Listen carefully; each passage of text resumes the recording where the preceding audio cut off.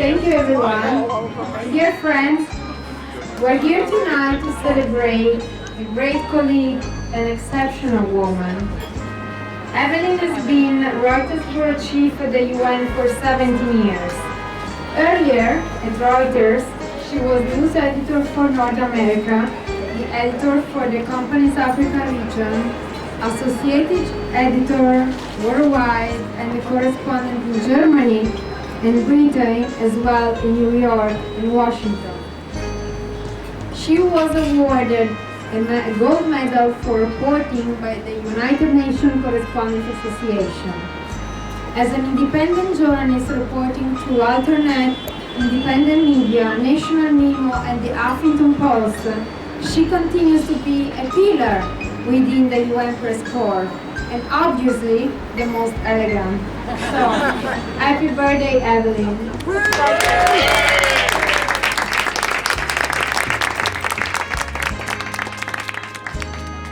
I have to say it's a great honor to say a few words on behalf regarding Evelyn, who's been a longtime friend. As many of you know, that Evelyn is one of the most well-respected and admired journalists by all, by diplomats, UN officials, by us, and other colleagues. And that's for the outstanding and award-winning work she's done as a UN journalist. But many of us also know, evident by our being here, that she's forged many personal relationships with people. Again, diplomats, UN officials, friends. And I think I'd just like to give you a few examples of them. For instance, when Kofi Annan was Secretary General, Evelyn forged a very nice relationship with him and his wife, Nan, who often visited her at her apartment on the Upper West Side. Okay, in thought. But in any case, she served them tea, dessert, and other things.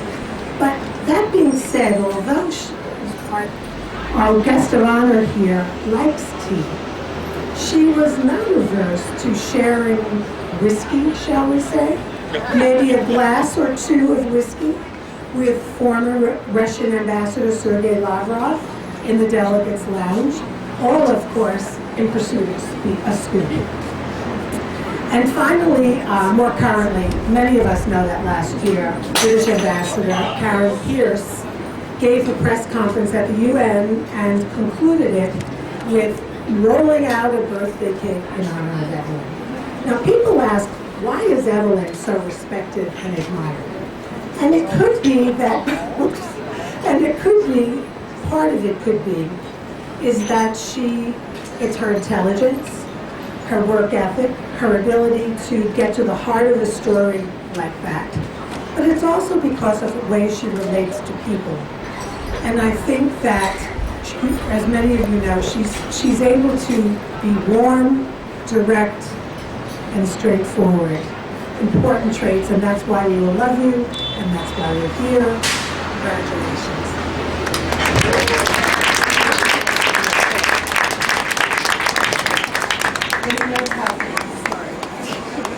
Anyway, you heard from Valeria and Linda.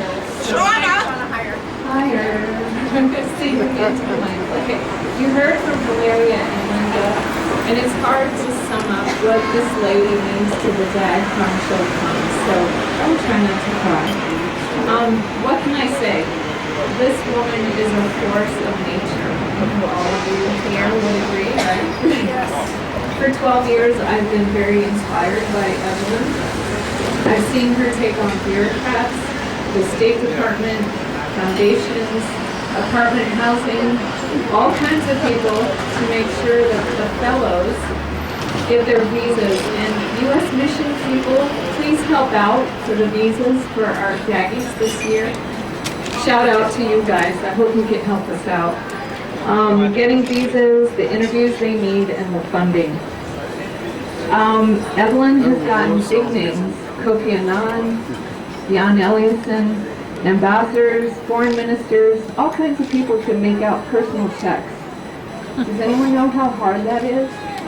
Getting a diplomat, a UN official to sign a personal check, not mission. It's very, very difficult. So Evelyn, my request to you for my birthday, and I see Russian friends here, is to get Mr. Lavrov to give us a big fat check when you meet him in September. Your work is cut Yes, out for you. you. I'm looking over there, Russian I friends. arrived right in time. Yeah, and You have a check, right? You have the yeah, check the with you? check. Where's the check, Fedor? Checks The are check's in the mail? I can only take away the tax, you know. Oh, okay. Okay. checks Okay. are so 20th century. You need to be on Venmo. I'm sorry. I'm outdated. Cryptocurrency. Anyway, some of you may know that I'm stepping down from my position, and I'm truly going to miss this dynamic woman. Very dynamic, force of nature, woman on fire. I don't know how else. We're How gonna many miss more you. We're descriptions? gonna miss you. No, it's not about me. It's about Evelyn. Yeah. Thank you on behalf of the DAG, on behalf of the DAGgies, the Board of Directors, for really showing us about commitment and devotion, dedication, 100%, 110%, 24/7, years and years, working on weekends, going through applications. You are a leader, and I'm at a loss for words. Thank you so much. Happy birthday on this great year, and we love you. And let's celebrate Evelyn. Thank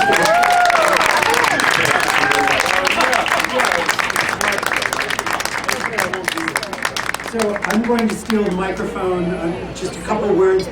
I didn't prepare anything. I wasn't planning on saying anything, but I feel I should because I worked with Evelyn at Reuters for a very long time. Evelyn was a legend at Reuters. I was a junior reporter, and I started. It was basically Evelyn who taught me diplomatic reporting. She protected me from mean and evil editors who were trying to do horrible things and, you know, make me feel abysmal.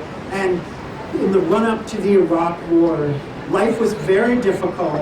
Evelyn was working from 7 in the morning till past midnight every day, and she always did everything she could to protect me because I was thrown into the fray following Hans Blix and Mohammed El-Baradei around the world, and it was a very hard job, and it wasn't something I'd done before. And so Evelyn taught me diplomatic reporting. It made my career. It was purely by accident. I was a financial reporter. Evelyn kept telling me, "You can do this. You get it." So Evelyn was my mentor. I thank her for everything that she did and for being sort of, you know, the kind of big brother, big sister to keep everyone out there. She got it. And one anecdote before I close, it was in February of 2003. We all were sort of expecting that the Iraq War would come. Jeremy Greenstock, the British ambassador, I would give it a briefing. I see a British diplomat.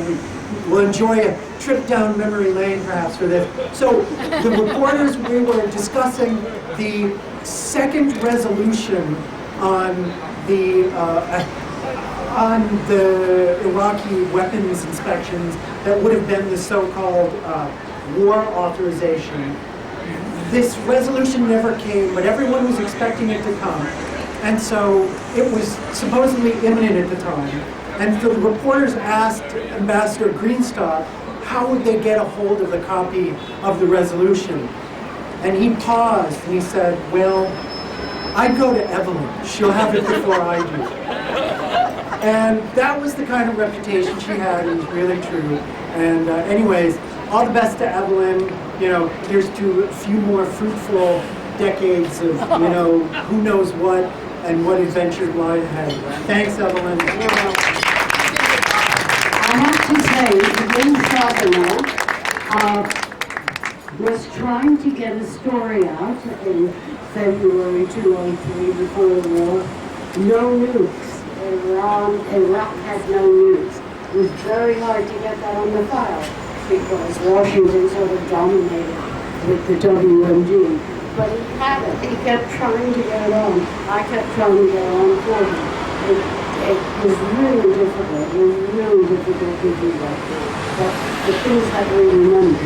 While I'm here, I not only want to welcome this Russian contingent that has come in. My God, there are more Russians here, one after another. And we have the British ambassador, Jonathan Allen, and Amy from the office. And thank you for coming. And Sherwin says I never introduced him as the former UNGA president, so I'm saying Sherwin was here. I'm glad you're here. And oh my God, William, how can I forget him? It's not every day you're here. Iftikhar is at one as well. We've got to introduce former UNCA presidents. There's a whole array of them. There's a lot there are lots of them here, aren't there? Iftikhar. You're supposed to eat some of this food. You can do it standing, or sitting, or dancing, or whatever. But I'll shut up. Oh my God. I would like you all to join me in singing Happy Birthday to Evelyn. Happy birthday to you. Happy birthday to you. Happy birthday, dear Evelyn. Happy birthday to you. And at Cornell, where I went as an undergraduate a long time ago, they added this wonderful verse. May you live 100 years. May you drink 100 beers. Get plastered, you bad girl. Happy birthday to you. Hear, hear. And I just wanted to say, as one of Evelyn's great competitors when I first arrived at the UN in 1998, she was introduced to me by Fred Eckhart, Kofi Annan's spokesman, as, and I quote, the gold star of UN reporting, which she was. Thank you. Thank you.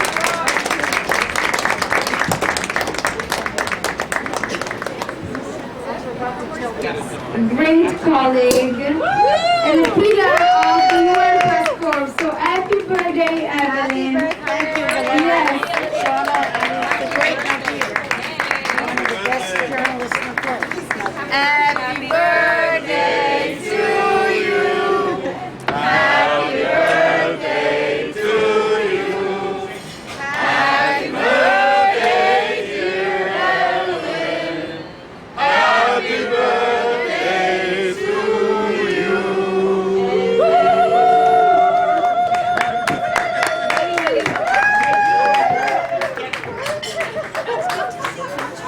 We have to have some kind of a lunch.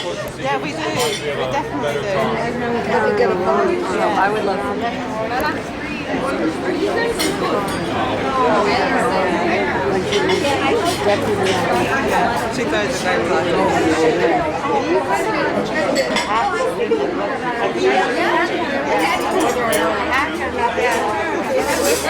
I would say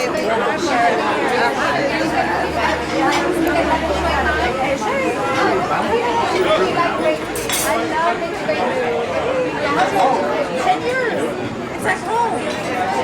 From 2005 to 2006. Like 3 years, but 8 years. One of the best journalists in the place. Happy birthday.